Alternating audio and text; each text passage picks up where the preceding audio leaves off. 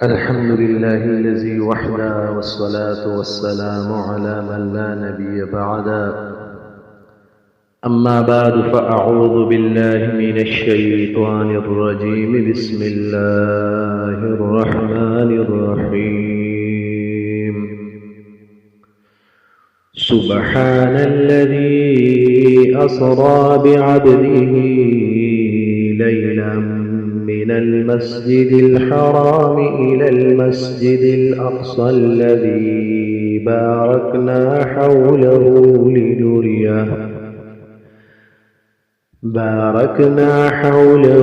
لنريه من آياتنا إنه هو السميع البصير. صدق الله العظيم. نبی علیہ السلام کی سیرت کے سلسلہ وار درس کہ آج کے سبق میں ہم نبی علیہ السلام کے معراج کا واقعہ شروع کریں گے،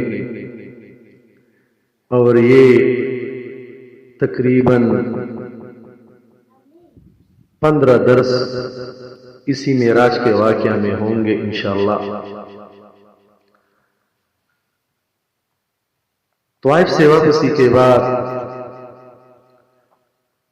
جب اللہ تعالیٰ نے نبی علیہ السلام کو مسجد حرام سے مسجد اقصیٰ تک اور پھر مسجد اقصیٰ سے لے کر 7 سماوات تک اس کے جسم اور روح کے ساتھ بحالت بیداری میں ایک ہی شب میں سیر کرائی، جس کو اسراء و معراج کے نام سے موسوم کیا جاتا ہے.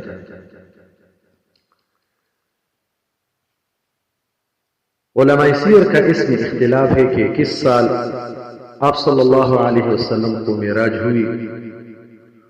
علماء کا اس کے بارے میں 10 اقوال ہیں. پہلا یہ قول ہے کہ نبی علیہ السلام جب مدینہ منورے کو ہجرت کیا تو اس سے 6 ماہ قبل معراج ہوئی.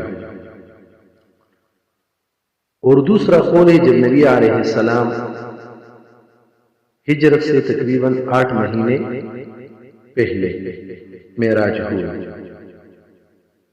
تیسرے قول میں 11 مہینے، چوتھے قول میں 1 سال ہے، پانچویں قول میں 1 سال 2 ماہ ہے، چھٹے قول میں 1 سال 3 ماہ ہے، ساتویں قول میں 1 سال اور 5 ماہ ہے، آٹھویں قول میں 1 سال اور 6 ماہ، اور 9واں قول میں 3 سال، اور 10واں قول میں تقریباً 5 سال.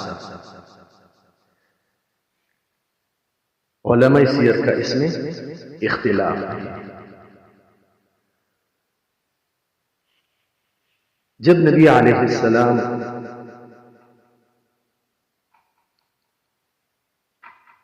نبوت کی 10ویں سال یہ گزر گیا، ابتلاء اور آزمائش کی سب منزلیں طے ہو چکے، ذلت اور رسوائی کی کوئی نوع ایسی باقی نہ رہی کہ جو خداوند ذوالجلال کی راہ میں نہ برداشت کی گئی. اور ظاہر ہے کہ خدائے رب العزت کے راہ میں ذلت اور رسوائی کا انجام سوائے عزت اور رفعت اور سوائے معراج اور ترقی کے کیا ہو سکتا ہے. بظاہر اگر ہم ذلت کو دیکھ لیں تو اس ذلت کو ہم مقدر میں بھی رکھتے ہیں کہ یہ مقدر میں بھی ہمارا یہی ہوگا، لیکن اللہ کے راستے میں اگر کسی کو ایک وقت میں تکلیف بھی پہنچ گئی ہے تو دوسرے وقت میں اللہ تعالیٰ نے ان کو عزت دی ہے. جس طرح انبیاء علیہ السلام کی زندگی مبارک ہے، اور بالخصوص جو نبی علیہ السلام کی زندگی مبارک تھی۔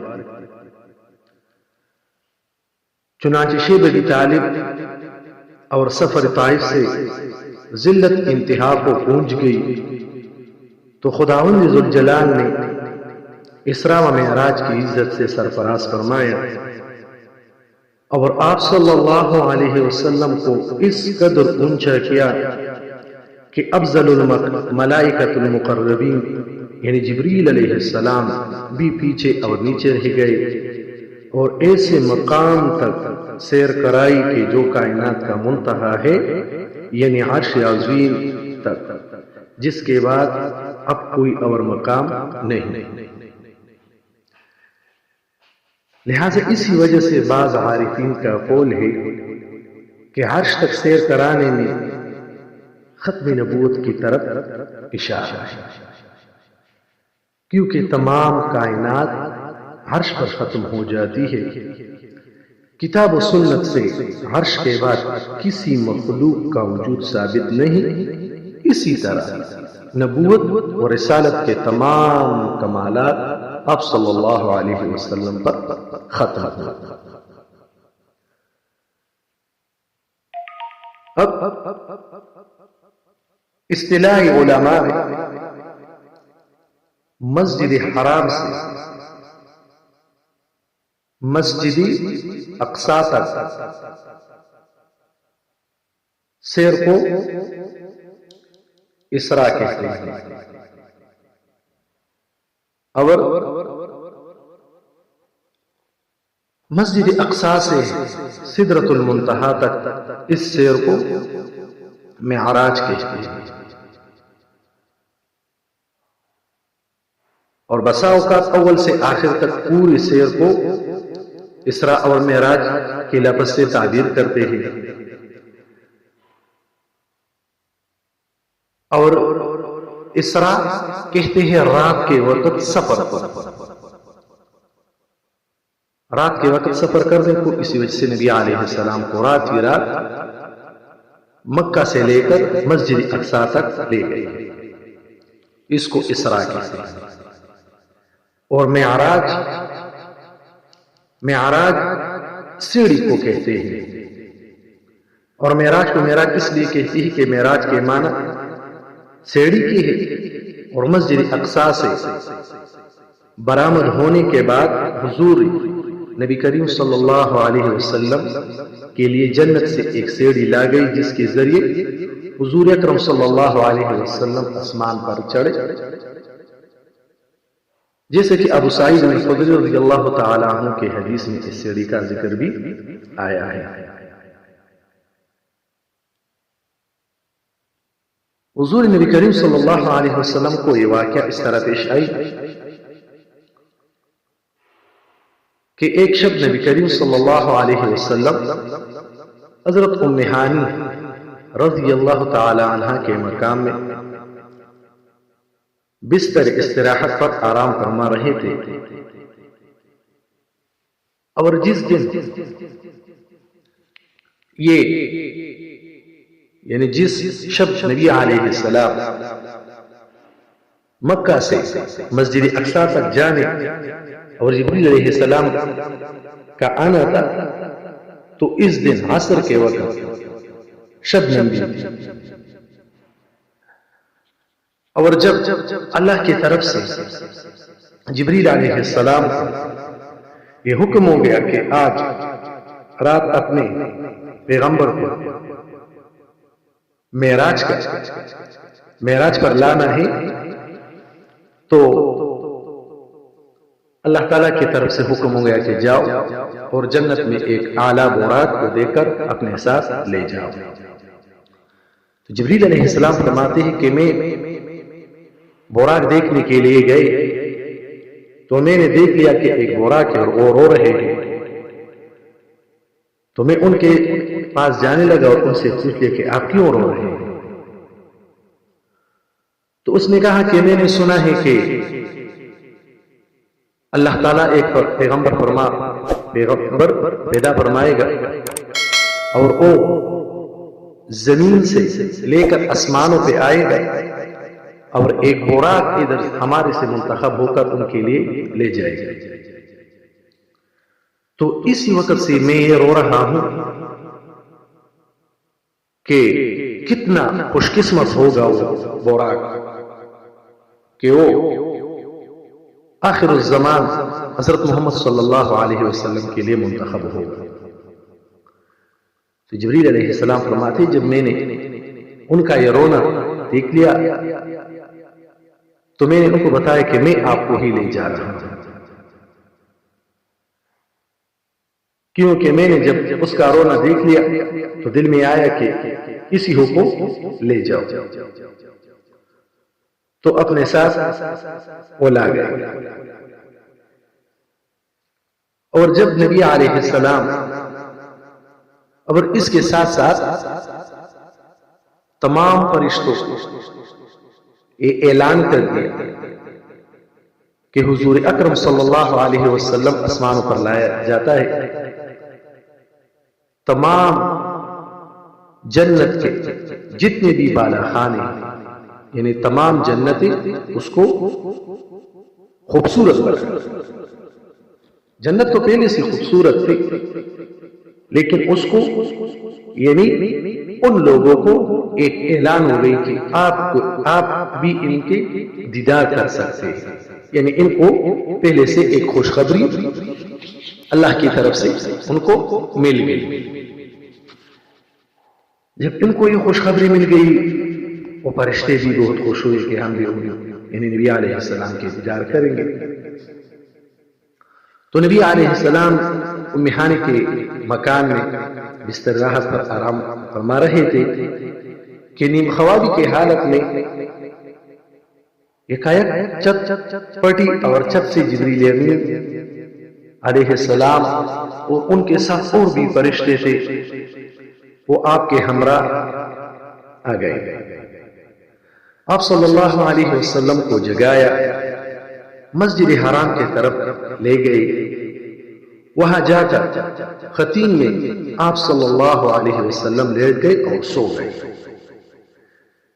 جبریل امین اور میکائیل علیہ السلام آپ کو جگایا اور آپ کو بیر زمزم پر لے گئے، یعنی زمزم کی جو کنواں تھا ان کے پاس لے گئے اور آپ صلی اللہ علیہ وسلم کے سینے مبارک کو چاٹ لیا اور قلب مبارک کو نکال کر زمزم کے پانی سے دھو لیا اور ایک سونے کا تخت لایا گیا جنت سے جو ایمان اور حکمت سے بھرا ہوا. تو ایمان اور حکمت یہ سارے کے سارے جنت سے لائے، لیکن جو پانی تھا وہ زمزم. اس سے خوب معلوم ہوتا ہے کہ جب یہ پانی زمزم کا جو پانی ہے یہ جنت کے پانی سے بھی اعلیٰ ہے. اگر یہ جنت کے پانی سے اعلیٰ نہیں تھے تو پھر نبی علیہ السلام کے قلب اطہر یعنی دل مبارک اگر دونا تھا تو پھر وہ جنت یا نبی علیہ السلام کے جو کوثر کے پانی ہیں ان سے کیوں نہیں لایا.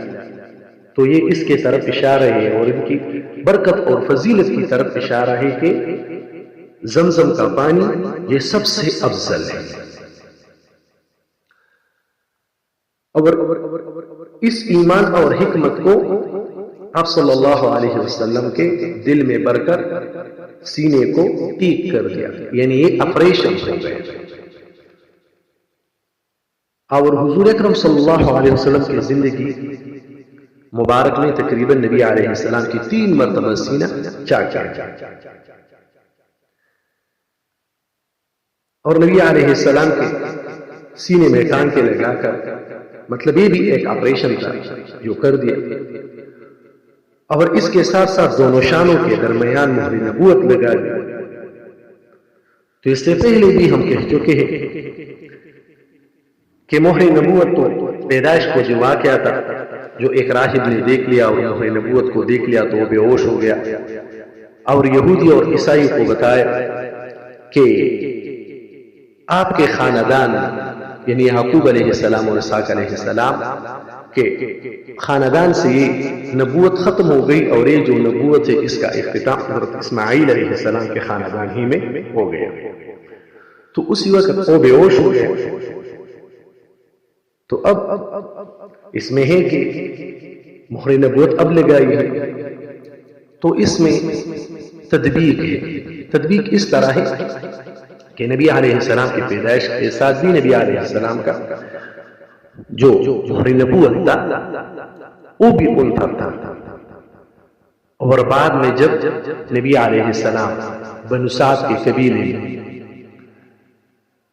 علی سعدیہ رضی اللہ تعالی عنہ کے ہاں جو بکری چرا رہے تھے، اور دو آدمی آ کر یعنی جبریل اور میکائیل آ کر ان کے نبی علیہ السلام کے سینے مبارک چاٹ کر وہ دل نکال کر وہ پانی کے ساتھ دھو لیا، اور اس سے ایک کالا قطرہ پانی کا خون کا جو قطرہ تھا وہ نکال لیا۔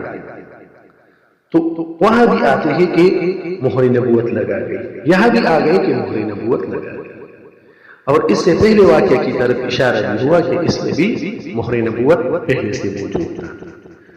تو اس تینوں میں تطبیق یہ ہے کہ نبی علیہ السلام کا مہر نبوت پہلے سے تھا، اور جو بنو سعد کے قبیلے میں نبی علیہ السلام کو یہ واقعہ پیش آئی سینے چاٹنے کا اور مہر نبوت لگانے کا، تو اس میں مہر نبوت میں زیادت ہوئی، اور ادھر بھی مہر نبوت میں زیادت ہوئی ہے۔